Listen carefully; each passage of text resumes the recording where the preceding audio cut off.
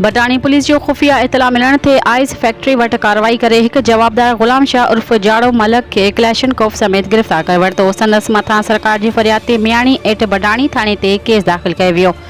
राब्तो करण ते SHO बटाणी खलील अहमद रिंद ॿुधाए त खुफिया इतला मिलण ते पुलिस कार्रवाई कई, जंहिंमें एक जवाबदार गुलाम शाह उर्फ जाड़ो मलक गिरफ्तार कयो आहे, जंहिं मथां गैर कानूनी हथियार रखण जे ॾोह में मथां केस दाख़िल कयो वियो आहे।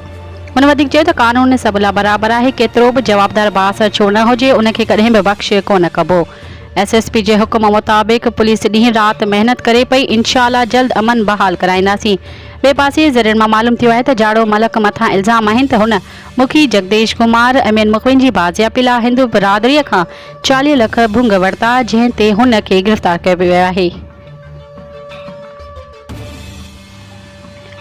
कंदकोट मुख़्तलिफ़ सियासी पार्टियुनि तरफ़ां दिलमुराद ॾहाणी, डॉक्टर मेहर चंद, डॉक्टर सुरेश आनंद, ज़ुरियत बिजाराणी, बशीर मिराणी ऐं ॿियनि जे अॻवाणीअ में कारकुननि अछा झंडा खणी लाइब्रेरी चौक खां प्रेस क्लब ताईं अमन रैली कढी वई।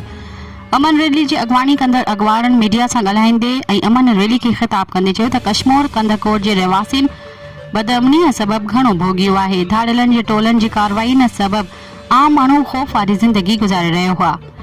हींअर अमन अमान जी सूरतहाल अॻु जी भेट में कुझु बहितर थी आहे। उन्हनि चयो त ज़िले अंदरि मुख़्तलिफ़ क़बीलनि विच में हलंदड़ खूनी तकरारनि जे नबेरे लाइ हितां जे क़बीलाई सरदारनि समेत SSP खे पंहिंजो किरदारु अदा करणु घुरिजे, जीअं छेड़ींदड़ धुरियुनि विच में हलंदड़ खूनी तकरार ख़तमु थी वञनि ऐं बेगुनाह माण्हुनि जे क़त्ल थियण वारो सिलसिलो ख़तमु थी वञे।